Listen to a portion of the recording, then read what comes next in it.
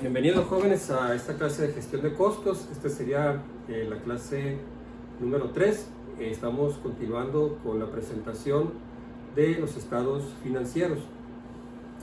Vimos el estado de balance general o situación financiera y en esta clase vamos a ver el estado de resultados. En la tarea que les dejé vienen preguntas pues para que ustedes ubiquen bien las diferentes cuentas en los estados financieros. Cuando se elaboran los estados financieros se siguen ciertos principios, de tal manera que al cumplirse estos principios, los estados financieros pues tengan la utilidad para la cual fueron creados, sean confiables para los usuarios que van a usar esa información y pues también tener en cuenta que estos estados financieros fueron elaborados bajo ciertas circunstancias, de tal manera que esas circunstancias con el paso del tiempo pues pueden cambiar.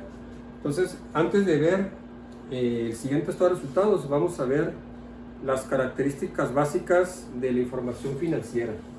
Vamos a ponerlo así, ¿no?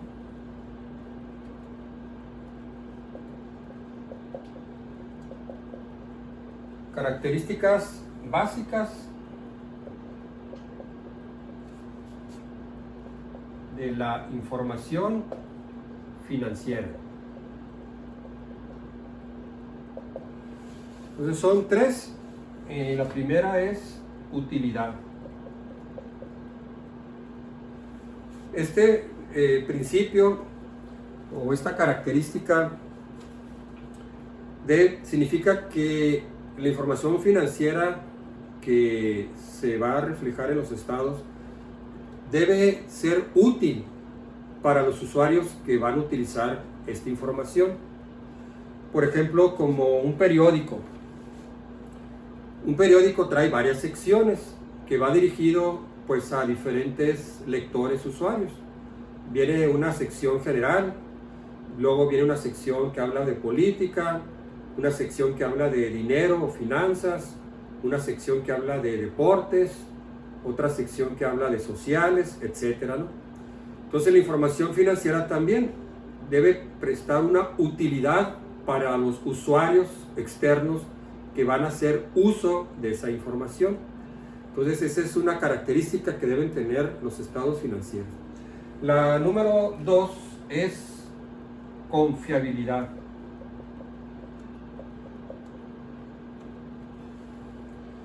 Esta característica nos dice que la información que viene asentada en los estados financieros debe ser confiable.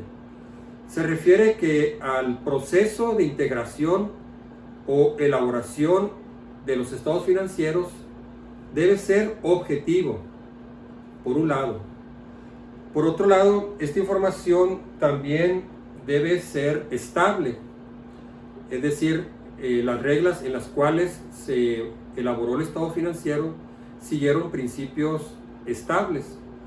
Y por último, esta información debe estar sujeta a comprobación, de tal manera que se puedan verificar los procesos que se siguieron a elaborar los estados financieros.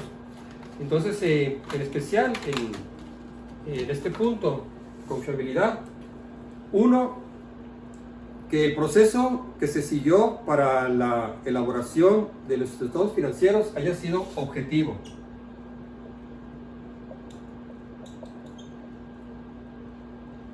Siguiente, que se siguieron principios o reglas estables.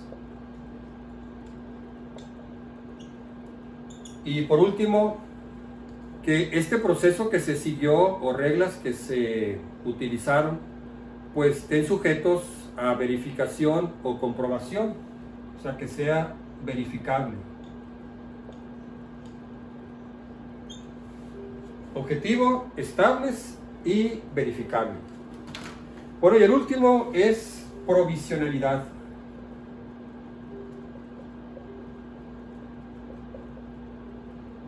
Que se refiere a que la información que contienen los estados financieros es provisional. refleja solamente la situación o el periodo en que se levantó esa información y se asentó esa información en el estado financiero. Volviendo al ejemplo del periódico, un periódico maneja información provisional que es válida en el momento en que se levantó esa información. Obviamente, con el paso del tiempo, esa información puede cambiar. De tal manera, por ejemplo, que en el periódico, en la sección de deportes, venga por decirlo que el Guadalajara, el equipo de las Chivas, es líder en la tabla general. O un equipo de básquetbol en Estados Unidos como la NBA, que el periódico nos diga, por decir que los Raptors de Toronto es el equipo líder en la tabla general. Bueno, en ese momento, ese día en que la información viene en el periódico, bueno, esa es la información verdadera. Pero a los pasos de los días o las semanas, esa información puede cambiar. Quizá a la vuelta de 1 o 2 semanas, pues ya ese equipo no esté en primer lugar. Quizá haya sido desplazado por otro equipo y ahora esté en el segundo o tercer lugar.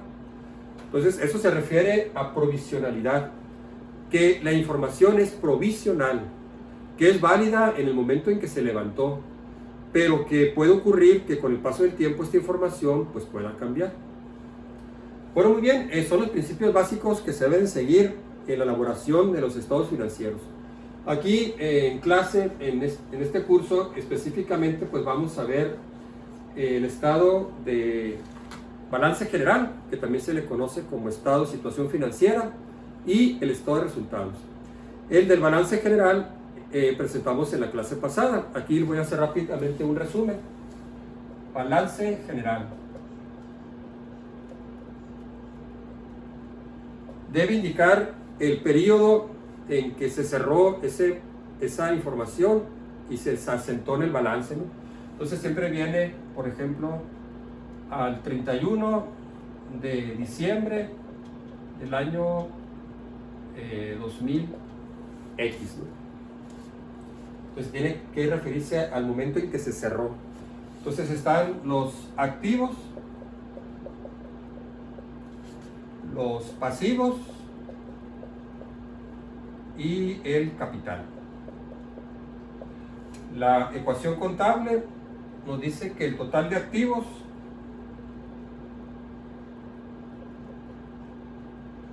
debe ser igual al total de pasivos más capital.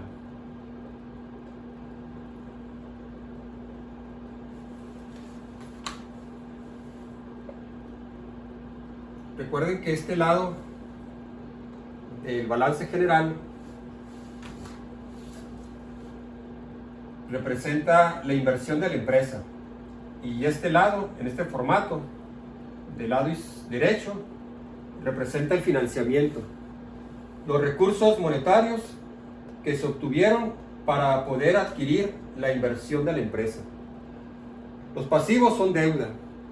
El capital es recurso propio de la empresa, recurso interno.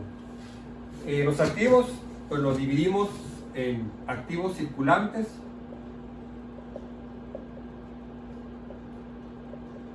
que son inversiones que se convierten en dinero en el corto plazo. En contabilidad, el corto plazo es menor a 1 año. Pues aquí está el efectivo, que es dinero líquido, constante y sonante, ya sea en caja o en cuenta de cheques, en un banco. Luego están cuentas por cobrar, que también le llaman clientes, que es cuando la empresa vende a crédito. Ya se realizó la venta, solo que no se pagó por parte del cliente. La empresa tiene pendiente realizar la cobranza.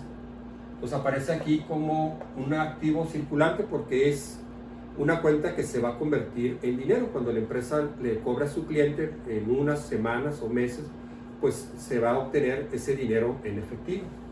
Luego estarían los inventarios, ya sea de mercancías, productos terminados, productos en proceso, que al cerrarse el balance esos productos no habían concluido su terminación, su producto final, o materias primas o materiales que la empresa tiene ahí pues para procesar en su producción. Luego están los activos fijos, que son activos permanentes que adquiere la empresa. Su propósito no es convertirlos en dinero. Representan una inversión monetaria, pero la empresa los adquiere de manera permanente pues para trabajar con ellos en su proceso de producción. Entonces están los terrenos, edificios, maquinaria, equipos, todo lo que son activos fijos. Una computadora, un mueble, un escritorio, una máquina, los edificios de las oficinas, los edificios de la planta industrial, los equipos de transporte, etc.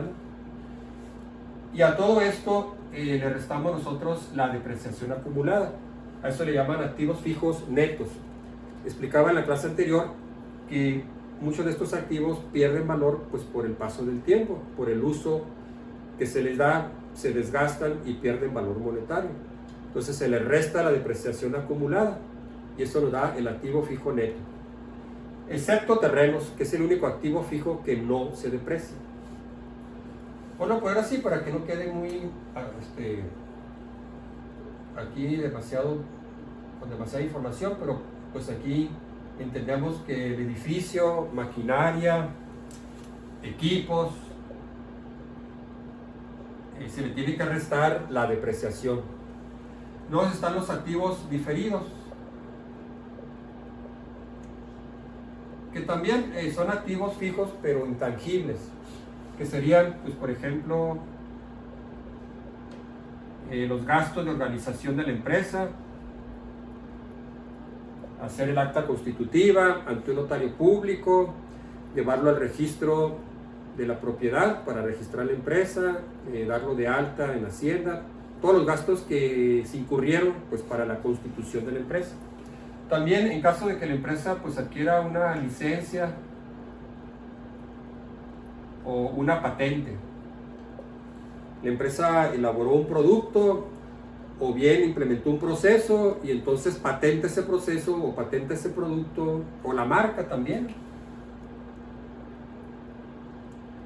A veces la marca pues es un activo muy valioso, de tal manera que el puro nombre, el logotipo de la empresa, esa marca, pues representa un activo muy importante y valioso para la empresa. Entonces Coca-Cola es una marca, el puro nombre Coca-Cola, la forma de la letra, el color, está registrada como una marca y nadie más la puede usar, sería un delito. Entonces es una marca registrada. Para poder utilizar esa marca tendríamos que tener el permiso o la licencia del dueño de la marca. Entonces entra como un activo, ¿no? Luego están los pasivos, que recuerden que es deuda, también se dividen a corto y largo plazo. A corto plazo, que también le llaman activos, pasivos circulantes, que serían, por ejemplo, proveedores, que también le llaman cuentas por pagar. Son compras que hizo la empresa a su proveedor, pero compró la mercancía o la materia prima, pero no la pagó de contado, sino que tiene la promesa de pagarle a su proveedor en una fecha posterior. Entonces, mientras no pague esa mercancía que ya compró, que ya adquirió, que no la pague en efectivo, pues se registra como una cuenta por pagar. Es una deuda que tiene la empresa pues con su proveedor. Luego pues estaría salarios por pagar, que al momento de cerrar el balance hay salarios que se le deben al trabajador y que en ese momento pues no se les había pagado. Impuestos por pagar al gobierno,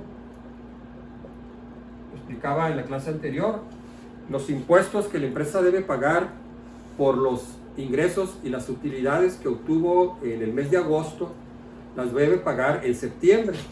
Entonces, al cerrarse el mes de agosto, digamos el 31 de agosto del 2021, la empresa ya sabe cuántos impuestos debe pagar al gobierno. Solo que al cerrarse el balance, pues no se habían pagado esos impuestos. Se supone que la empresa le va a pagar al fisco, al gobierno, esos impuestos pues en los primeros días del mes de septiembre. el gobierno mexicano da hasta 20 días, de tal manera que los impuestos correspondientes a septiembre, la empresa tiene hasta el 20 de, los impuestos correspondientes al mes de agosto, la empresa tiene hasta el 20 de septiembre para pagar los impuestos de agosto. También, si la empresa adquirió un crédito a corto plazo, le llamamos documentos por pagar, que son préstamos a corto plazo. En el mundo empresarial, las empresas solicitan créditos a corto plazo, normalmente de la banca privada. No es un tema de este curso, pero para mencionarlo, hay diferentes fuentes de financiamiento que ofrece la banca comercial, la banca privada a las empresas. Son créditos empresariales. La empresa puede pedir un crédito al banco, pues para comprar materia prima.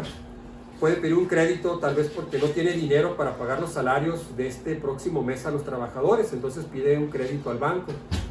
O pide crédito para comprar quizá ciertos insumos o implementos. Y son créditos que se van a pagar en el corto plazo, o sea, en menos de un año. Hay un sinnúmero de fuentes de financiamiento a corto plazo para las empresas. Hay uno le llaman préstamo quirografario, préstamo en cuenta corriente o revolvente. Son préstamos a corto plazo. Y luego están los pasivos a largo plazo, que son préstamos cuya obligación tiene un vencimiento mayor a un año. Típicamente pues sería, digamos, créditos hipotecarios industriales. La empresa pidió un crédito de cuantía mayor, digamos, para construir una nueva planta o adquirir maquinaria, y ese crédito se va a pagar pues en 15 o 20 años y le llaman crédito hipotecario industrial.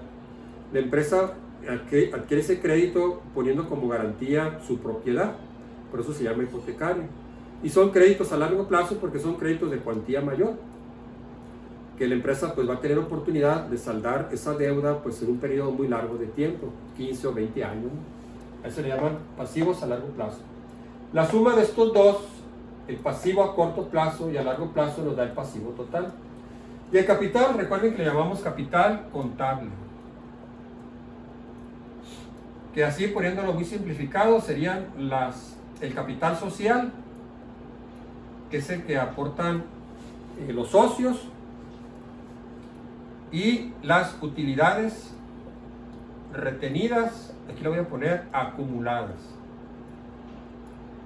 que se refiere a todas las utilidades de periodos anteriores que se han acumulado. Entonces todo lo que se va acumulando pues ahí permanece, ¿no?, dentro del capital contable. Entonces sería el capital social, que es la aportación de los socios, más las utilidades que genera la empresa y que no se repartieron entre los socios. Entonces le llaman utilidades retenidas acumuladas. Explicaba en la clase anterior que las utilidades netas que le queda a la empresa una vez que ya pagó todos los costos, gastos, incluso los impuestos, esa utilidad neta pues se debe repartir entre los accionistas, que le llaman dividendos. Aquello que no se reparte pues le llaman utilidades retenidas. Ya los accionistas van a decidir de todas las utilidades que generó la empresa en un periodo, pues cuánto se va a repartir y cuánto se va a retener. Aquello que se retiene pues se viene acá a capital contable. El capital contable es recurso propio de la empresa. Es tanto el dinero que aportaron los socios como el dinero que está generando la misma empresa con las utilidades. Bueno, muy bien, entonces ahora pasamos al estado de resultados. Ya con esto y lo que vimos en la clase anterior, creo que quedó bastante claro, y con los ejercicios pues van a practicar lo que viene a ser las cuentas del balance general. Bueno, el estado de resultados.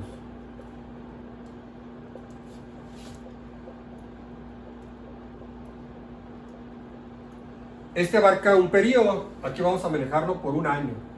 Entonces sería el 1 de enero al 31 de diciembre del año 2000X. También al poner la información aquí, yo lo puse simplificado, también se tiene que indicar en los estados financieros la razón social de la empresa. Tendríamos que decir, bueno, el estado de resultados de la empresa fulana de tal, en el periodo de 1 de enero al 31 de diciembre de X año. Pero aquí pues ya le omití la razón social de la empresa, el nombre de la empresa, pero se debe indicarlo. Bueno, miren, el estado de resultados nos va a generar la utilidad de la empresa. Nomás que ya aquí se van separando los diferentes costos y gastos en que incurre la empresa. Pues el primer renglón viene a ser los ingresos. Estos ingresos pues son los ingresos por ventas. También vamos a presentarlo simplificado. Son los ingresos que obtiene la empresa pues por la venta de su producto. De los ejemplos que mencionaba, bueno, pues es una pastelería, bueno, pues todos los pasteles que vendió a los diferentes precios. Que este pastel costaba 150, este pastel costaba 180, que el pie de queso costaba 90 pesos, que una porción individual costaba 50 pesos, etc. En el caso de un fabricante de automóviles, bueno, pues el número de unidades por el precio de cada unidad. En el caso de una hamburguería, bueno, pues cuántas hamburguesas vendí por el precio de cada hamburguesa. También las papas, los refrescos, si vendí nieve o pies, etc. Entonces, este representa el ingreso por ventas. Más específicamente, también se debe indicar aquellas ventas que tuvieron devoluciones, que eso es normal. A veces una persona compra una mercancía y la devuelve, entonces tenemos que descontarle las devoluciones. También a veces las empresas por algún motivo van a ofrecer un producto con una rebaja. Puede ser que llegó el refrigerador en la tienda departamental y ese refrigerador costaba, por decir, 15,000 pesos. Pero resulta que en el manejo del refrigerador se rayó, digamos, una parte del refrigerador o tuvo una abolladura. Entonces la empresa va a ofrecer una rebaja debido pues a ese detallito, ¿no? El refrigerador funciona bien, o sea, no se lastimó su maquinaria. Simplemente la apariencia, pues ahí tiene un detalle. Y obviamente pues el cliente quiere comprar un producto que esté impecable, tanto por dentro como por fuera. Entonces a veces ese pequeño detalle pues la empresa puede ofrecer una rebaja, ¿no? Pero aquí vamos a poner ya los ingresos de ventas netos, ya incluyendo las rebajas, descuentos o las devoluciones que hayan tenido o que hayan ocurrido por parte de los clientes al devolver alguna mercancía. Luego le restamos menos el costo de ventas. También más adelante vamos a especificar un poquito más a detalle todo lo que implica el costo de ventas. El costo de ventas debe incluir el costo de producción, así como los inventarios, tanto inicial como final del producto terminado. Entonces eso le llaman costo de ventas. También le llaman costo de lo vendido. Algunos autores dicen que lo correcto sería de poner aquí costo de lo vendido, o sea, de lo que se vendió.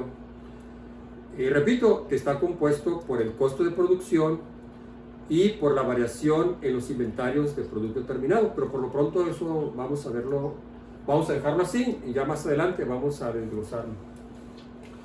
Esto nos daría a nosotros la utilidad bruta.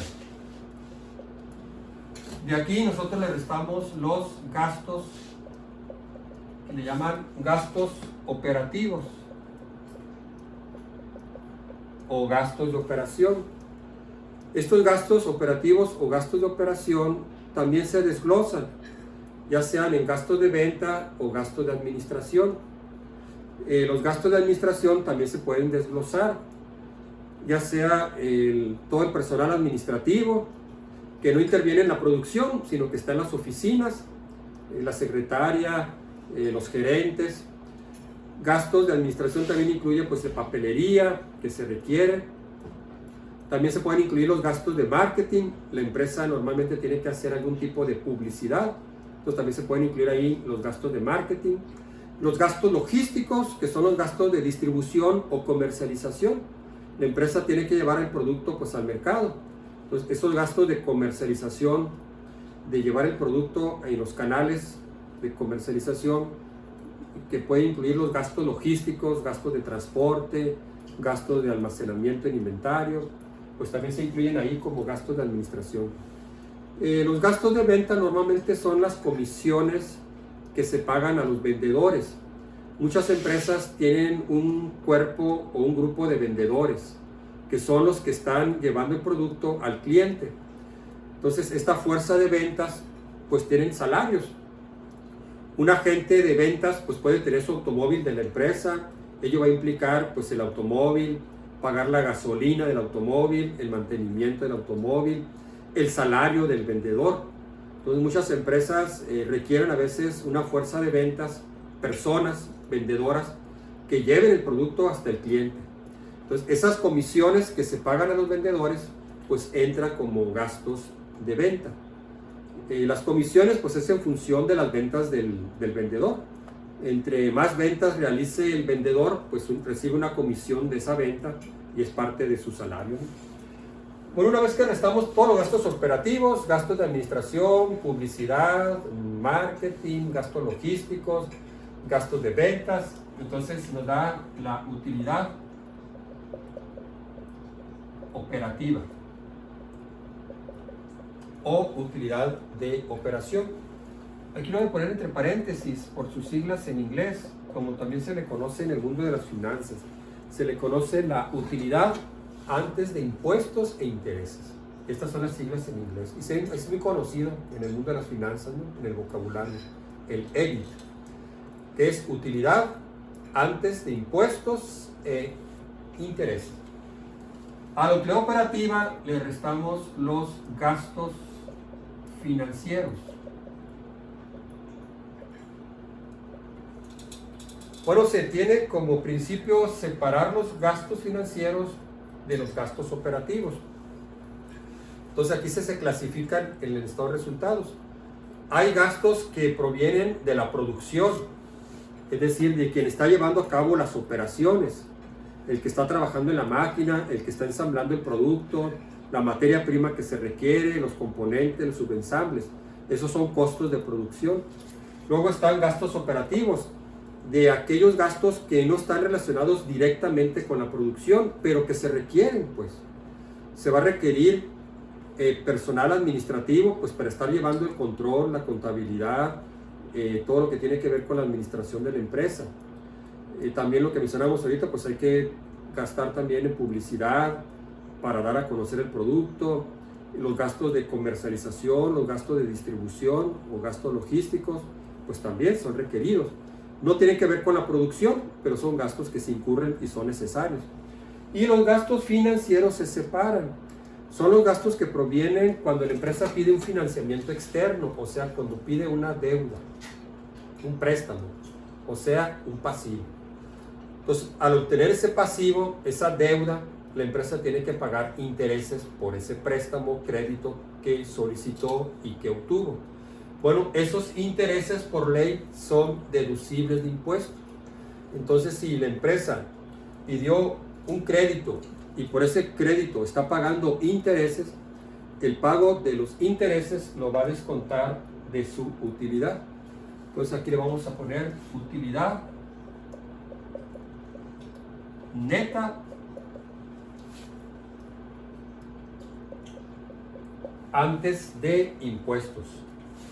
Utilidad neta antes de impuestos. Este también le llaman base gravable. Es la utilidad sobre la cual se van a calcular los impuestos.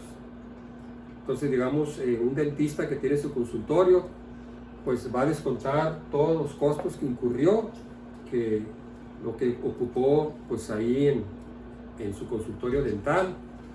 Si tiene otros médicos que están trabajando o personal que le están ayudando, técnicos en el trabajo. Y luego pues también va a descontar los gastos operativos. Tiene una secretaria que es la que atiende a los pacientes, quien lleva la agenda de las citas, el que hace la cobranza. También pues tiene gastos financieros porque el dentista pidió un crédito, pidió un préstamo pues para comprar ciertos equipos en su consultorio y por ese crédito pues está pagando intereses. También quizá compró un automóvil y por comprar ese automóvil lo compró a crédito y está pagando intereses por ese crédito. Entonces lo incluye aquí, ¿no?, como gastos financieros. Ya que se tiene la utilidad neta, ya que se restó los costos de ventas, gastos operativos, gastos financieros, entonces ya se calculan los impuestos, que sería básicamente el impuesto sobre la renta, el ISR. Este impuesto lo determina el gobierno. Dependiendo del tipo de empresa, el nivel de impuestos determina la tasa de impuestos que debe pagar la empresa. Entonces se pone aquí, ¿no?, impuestos sobre la renta. Una vez que la empresa pagó los impuestos al gobierno, pues también es un gasto, al igual que estos que están aquí. La empresa incurre en un gasto pues en pagar el salario al trabajador, incurre un gasto en pagarle la compra de materias primas al proveedor, incurre un gasto en pagarle a la agencia publicitaria pues para que dé a conocer su negocio, incurre un gasto en pagarle la comisión a sus vendedores, incurre en un gasto en pagar los intereses al banco por un crédito que tiene. Y entonces ahora este también es un gasto, nomás que este dinero pues va al gobierno. El gobierno le dice, bueno, a ver, tienes que darme un porcentaje de tus utilidades. También aquí en impuestos se incluye lo que le llaman participación de los trabajadores en las utilidades, el PTU. Este lo establece la Ley Federal del Trabajo. En nuestro país, la Ley Federal del Trabajo dice que de las utilidades que genera una empresa, el 10% se le debe participar a los trabajadores. Entonces, al final de un año contable, el 10% de las utilidades de la empresa se la debe repartir entre los trabajadores. Y hay reglas, ¿no?, para determinar pues cuánto va a recibir cada trabajador, pues dependiendo de las horas que trabajó, de los días, etcétera, ¿no?